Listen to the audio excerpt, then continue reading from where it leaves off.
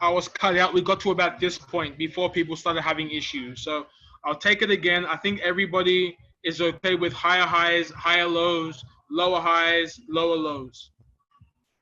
Is everyone cool with that? Drop a 111 so I can pick the exact point of where we need to kick off.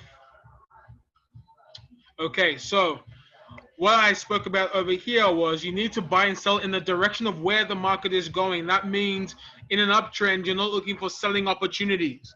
And trust me, this is the thing that a lot of traders fall victim to. They see a sharp move in a correction and they want to buy instead of sell and sell instead of buy. You're only focusing on the buying opportunities in a bullish trend and the selling opportunities in a bearish trend. And so these are the places I have highlighted. I've also then said that the impulses results are generated from the analysis of the correction, which means that there is work that you should do in the correction. I want to state this. You should never make a trading decision in an impulse, ever. It's not when the market has started moving, that's when you want to start buying or selling. If you do that, you're going to get burnt.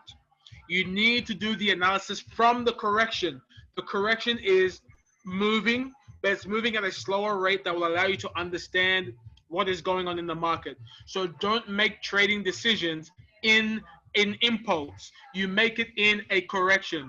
What is my entry? What is my stop loss? What is my take profit? Where am I take profit one? The take profit two? What am I risking? What is my lot size? Those questions are the questions you ask in the correction, not the impulse.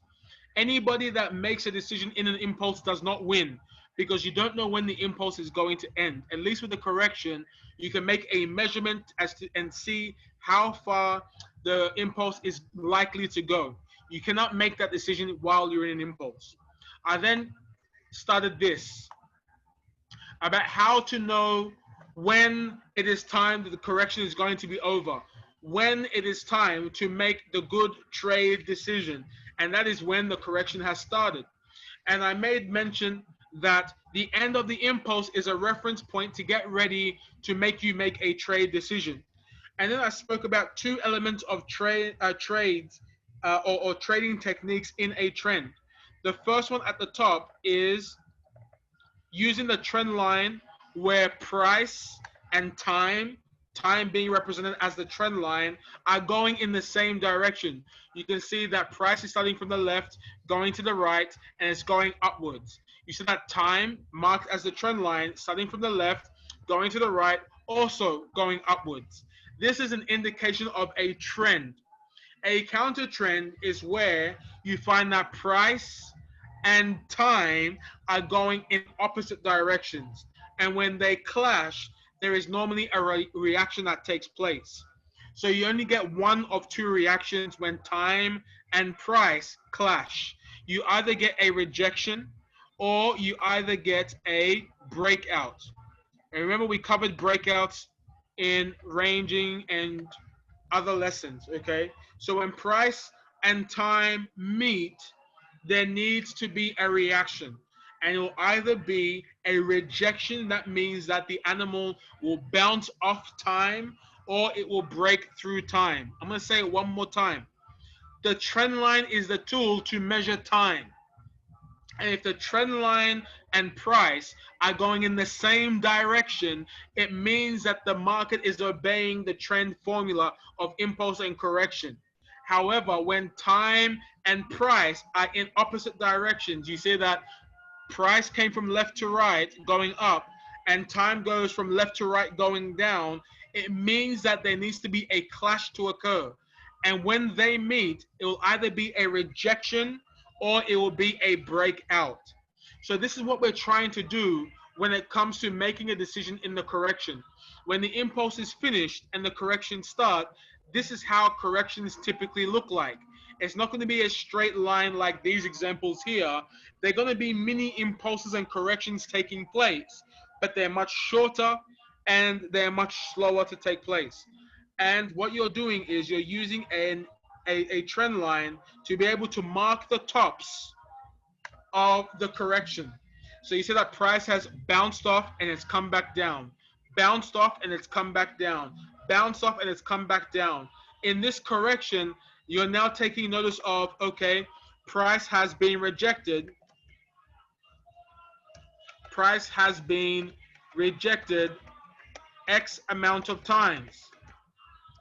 If price breaks, then trend is likely to continue.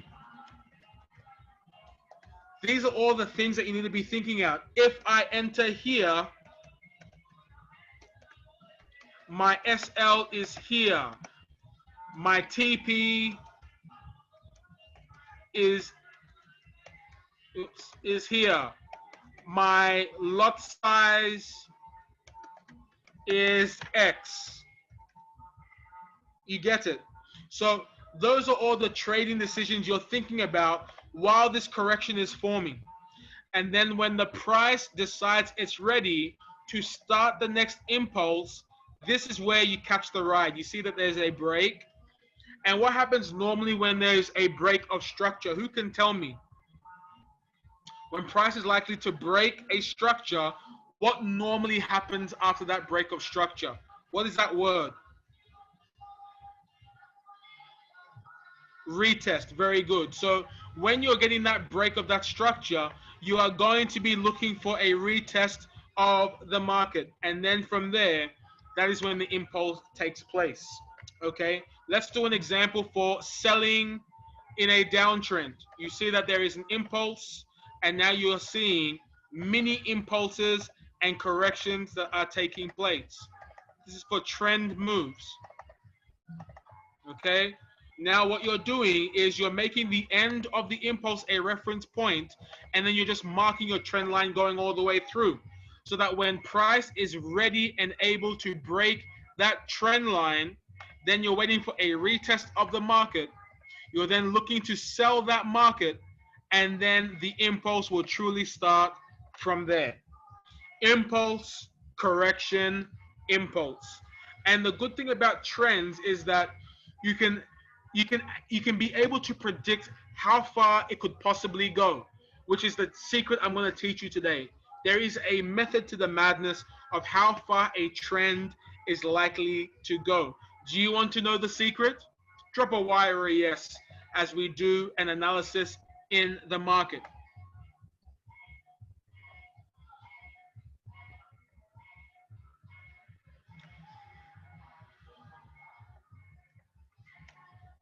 So these counter trending moves can be subjective to the eye. But what do we have over here?